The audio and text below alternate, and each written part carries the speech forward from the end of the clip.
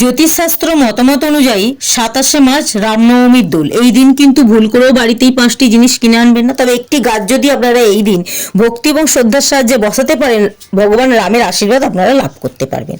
এবং 4টি টোটকা যদি আপনারা ভক্তি এবং বিশ্বাসের সাহায্যে বাড়িতে পালন করতে পারেন, জীবনে না থাকা নানা রকম সমস্যা কিন্তু আপনি দূর করতে পারবেন। যেমন কর্মজীবনের সমস্যা, কাজের সমস্যা, বাস্তু সমস্যা, সংসারে অশুভ শক্তির প্রভাব বৃদ্ধি পাচ্ছে, বাস্তু সমস্যা, কর্মজীবনে নানা রকম সমস্যার মুখোমুখি হলে কিন্তু এই কাজগুলো আপনারা করতেই পারেন।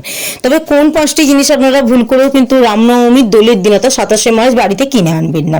যেমন ধরুন লোহার জিনিস, নবরাত্রি চলছে, তার মধ্যে পড়ছে 27শে মার্চ রামনবমীর দোল। এই দিন কিন্তু ভুল করেও লোহা বা লোহার তৈরি আসবাবপত্র, বাসন বা যে কোনো সরঞ্জাম কিন্তু আপনারা কেনা থেকে এড়িয়ে চলুন। কারণ এই জিনিসগুলো যদি আপনি বাড়িতে কিনে আনেন এই দিন, অতিরিক্ত পরিমাণে নেগেটিভ শক্তি, নেতিবাচক শক্তি আকর্ষণ হয়, ফলে কিন্তু যে কোনো শুভ কাজে বাধা সৃষ্টি করে যে কোনো অশুভ প্রভাব।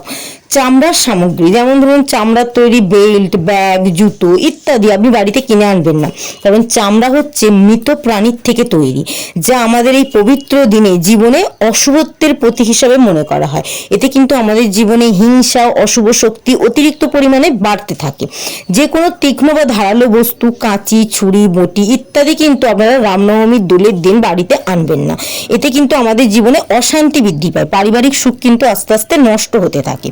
এছাড়াও কালো রঙের পোশাক কিন্তু এই নবরাত্রি চলাকালীন পরাটাই অশুভ। তার সাথে কিন্তু রামনবমীর দোলের দিন আপনি এই কালো রঙের পোশাক ব্যবহার তো করবেন না।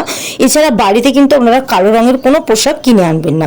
এতে কিন্তু আমরা জীবনে নানা রকম সমস্যার মুখোমুখি পড়তে পারি। কালো পোশাক এই দিন বাড়িতে কিনে আনা মানে আমরা অশুভ শক্তিকে, নেতিবাচক শক্তিকে অতিরিক্ত পরিমাণে আমাদের সংসারে আসতে বাধ্য করছি।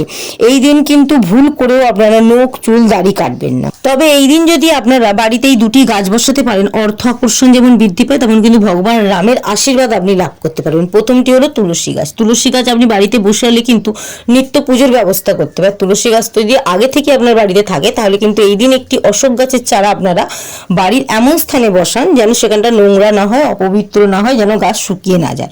অত্যন্ত শুভ বলে মনে করে। এতে সংসারে ইতিবাচক শক্তি বৃদ্ধি পায় এবং সুখ শান্তি বৃদ্ধি। জীবনে নানা রকম সমস্যার মুখোমুখি থাকলে রামনবমীর দিন কিন্তু এই টোটকাগুলি পালন করুন। যদি রামনবমীর দিন যদি পালন করতে নাও পারেন, যে কোনো শুভ দিনে, যেমন ধরুন রবিবার, সোমবার, বৃহস্পতিবার দিন এই কাজগুলি করতে পারেন।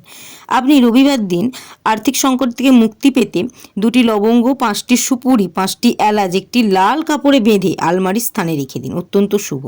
আপনি যে কোনো সোমবার দিন মহাদেবের মন্দিরে গিয়ে চাল, দুধ, সাদা ফুল যদি দান করতে পারেন, অর্থের দিকের উন্নতি কিন্তু অতিরিক্ত পরিমাণে বৃদ্ধি পায়।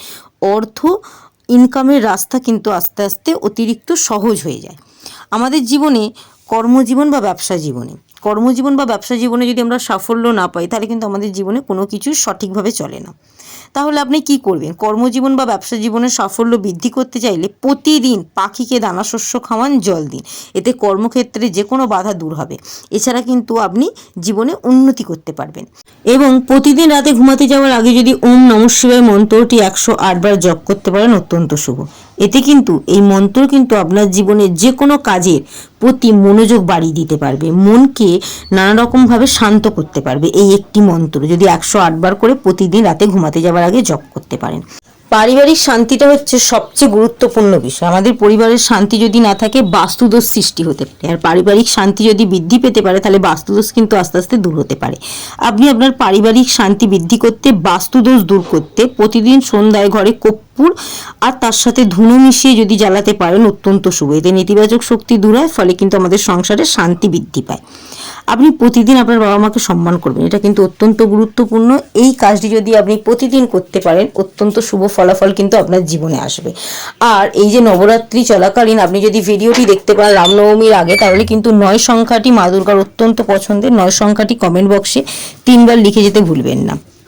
আর যদি ভিডিওটা থেকে আপনি কিছু শিখতে পারেন, ভিডিওটা একটু শেয়ার দিন যাতে সকলে জানতে পারে।